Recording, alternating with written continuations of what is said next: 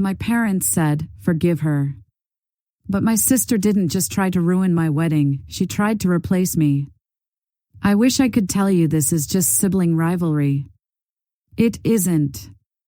It's about sabotage that started long before I picked a venue or a dress. If jealousy is a spark, my sister, Melissa, kept a bonfire on low heat for years, never obvious enough to call out, always hot enough to burn. When Ethan proposed, I asked her to be my maid of honor. If you're already screaming at your screen, yeah, same. Hindsight is perfect. At first, she acted like the dream maid of honor, spreadsheets, timelines, let me handle it, you relax.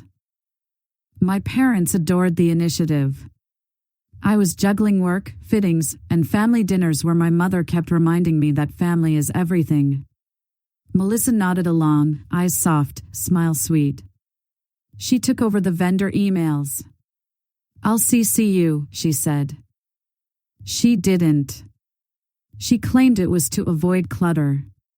She set up a new shared Gmail for wedding logistics, and when I asked for the password, she said she'd text it later. Later never came.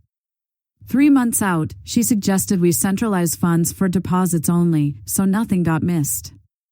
The wedding fund, she called it, like she'd invented responsible budgeting.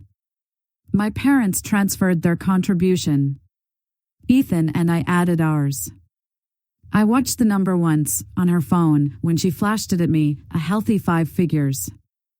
I remember thinking, we're okay. I also remember her thumb conveniently covering the last 2 digits. Then the first hairline cracks appeared. A florist I'd sent my mood board to stopped answering. The venue's coordinator lost our contract and then resent it with a slightly different date. The baker called to confirm your change to a walnut praline filling, which was strange, not just because I never ordered it, but because Ethan's mom has a severe nut allergy. The change had come through the new shared email. I hadn't sent it. Melissa blamed vendor chaos and promised to fix it. She was so helpful it made me tired. 2 weeks before the wedding, I woke up to a text storm from a friend. Are you okay? Have you seen these? Screenshots followed Ethan, my fiancé, apparently flirting with someone named Kay, asking if she'd be his +1 to something private.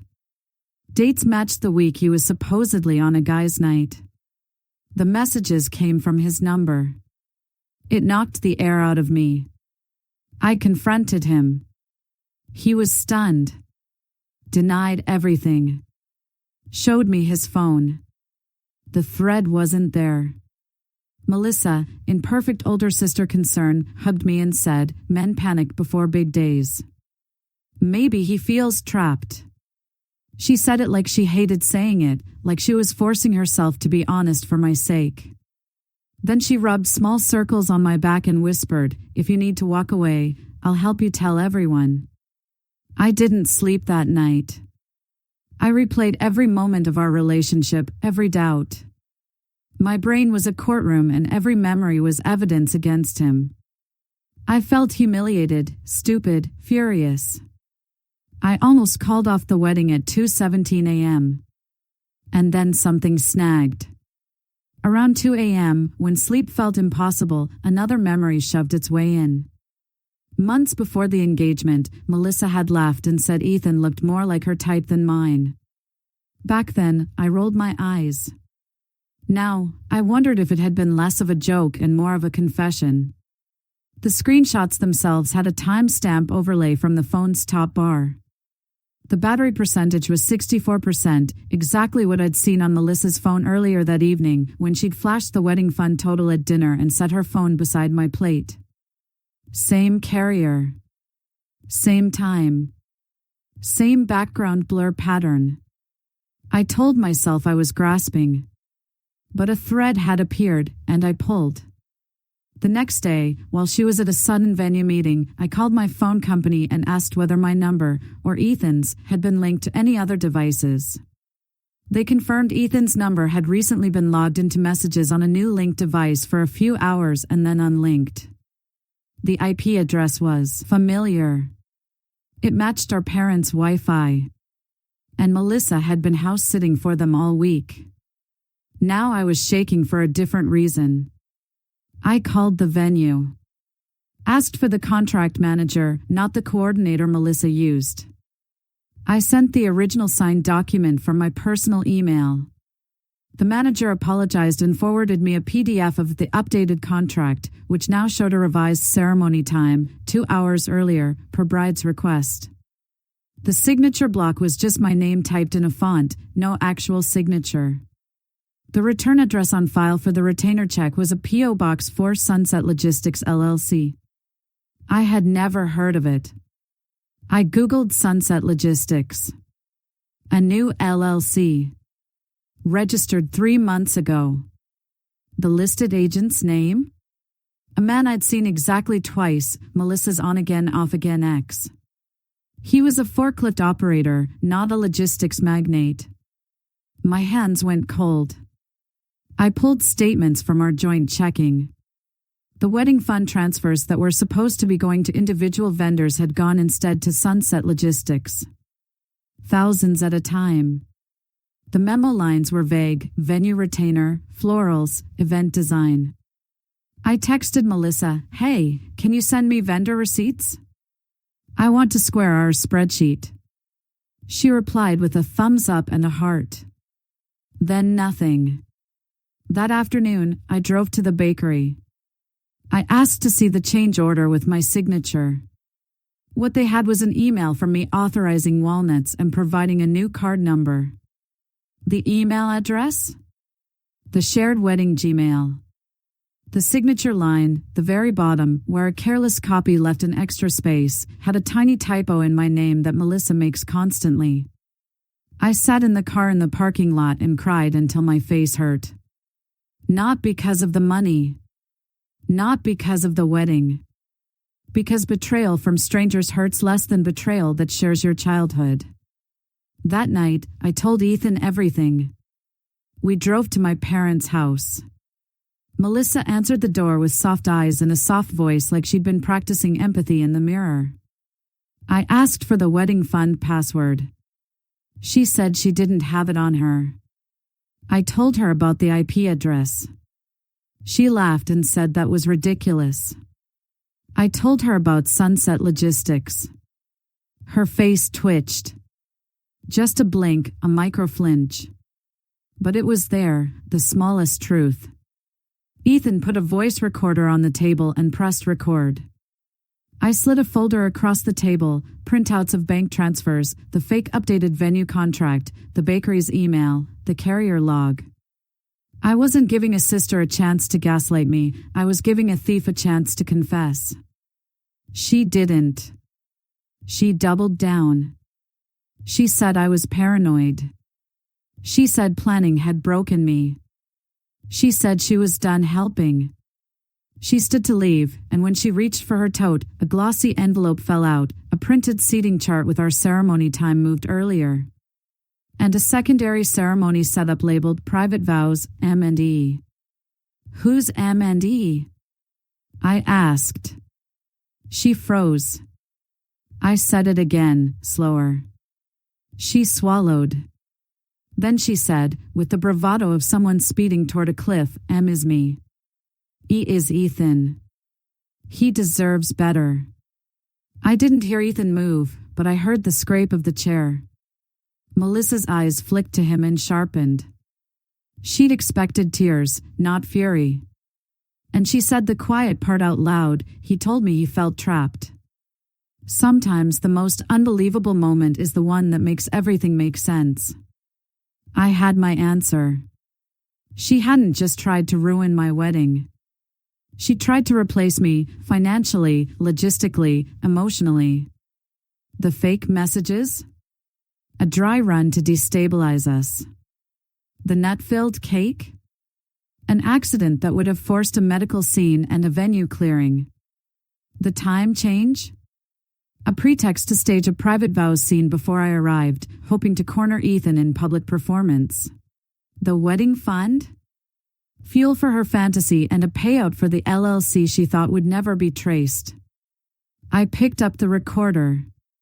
For the record, I said, my voice steadier than I felt, you are not welcome at our wedding. You will return every dollar you stole. And tomorrow morning, the police will have everything in this folder. She scoffed. Family doesn't call the police. My parents taught me that family protects one another, I said. You taught me that family can also be a threat. She lunged for the folder. Ethan stepped between us, and she clawed his arm hard enough to leave marks. That was the moment my mother, who had been quiet in the kitchen, stepped into the doorway and saw the deep red lines across his skin. Her face changed. Something in the fantasy died. The next day, we filed a report for fraud and identity theft. My bank froze transfers to Sunset Logistics. The venue manager, now fully looped in, traced the retainer refund request Melissa had queued for after the ceremony. She'd planned to pull the plug and cash out. The carrier submitted the device logs. The bakery provided the change order emails. Melissa's ex, the registered agent, gave a statement after realizing he'd been set up to take the fall. He turned over their text thread. She'd promised him a big payday and front row at the drama. He handed the police a screenshot where she actually typed, "She'll crack." She always does. She didn't count on me cracking open the truth instead. We postponed the wedding 2 weeks. People asked why. I gave the simplest answer I could: we want a peaceful day. My parents didn't explode at her the way I thought they would. Instead, they turned to me. "Sweetheart, can't you just let this go?" "She's your sister," my mother whispered, as if speaking softer would make it less shameful. The next day my dad showed up at our apartment with pie, like dessert could paper over fraud. "She's young," he said, which was laughable, considering she was 30. "Don't drag the family name through the mud." A week later, they called again. My mother begged me to think about the holidays, about how empty the table will feel if she isn't there. My father added, "People don't forgive strangers." "But family?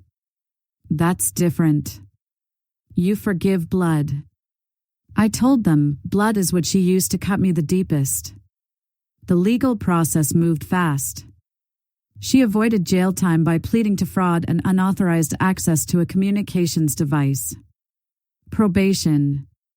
Community service. Restitution scheduled monthly, every payment a line item that reminded her what wedding fund really meant. She was fired from her job when they discovered she'd rearranged petty cash in the past. Her boyfriend left. Friends stopped answering. Suddenly, the perfect sister had no stage left to perform on. On our new wedding day, the sun rose like normal. I kept my circle tight. No chaos. No walnut anything. The florist cried when she delivered the bouquet she'd always wanted to make for me. No changes, no interference, no sabotage. Both my parents hugged me before the ceremony. My mom's voice cracked as she said, "We're sorry. We wanted so badly to believe she was still the daughter we thought she was." My dad added quietly, "We should have stood by you sooner." It wasn't just an apology.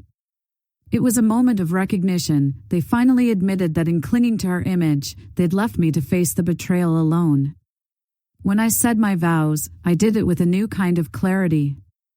Love isn't a fairy tale that survives anything. Love is a house with locks because you live on a street with people. And sometimes, those people share your last name. We didn't invite Melissa. But she sent a message anyway, through my father, a week later. "She wants to apologize," he said, standing on my porch, hat in hand. "She says she was lonely." I said, "So was I, Dad.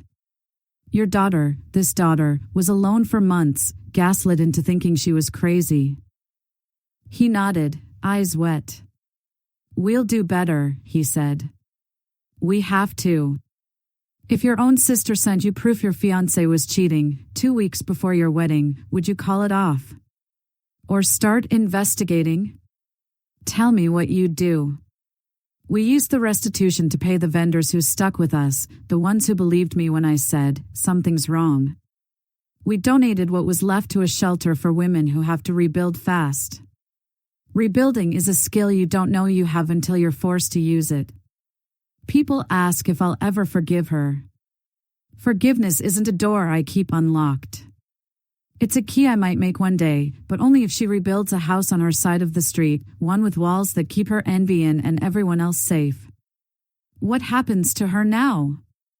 She moved to a smaller apartment. Community service pictures showed up online, orange vest, highway trash bag in hand, the same hands that once fussed over lace swatches. She sends my parents texts that swing between denial and sorrow. Every month, she sends a payment that covers a vendor and a memory. Consequences are a story, too. They just don't get as many likes. I didn't win because I was the favorite.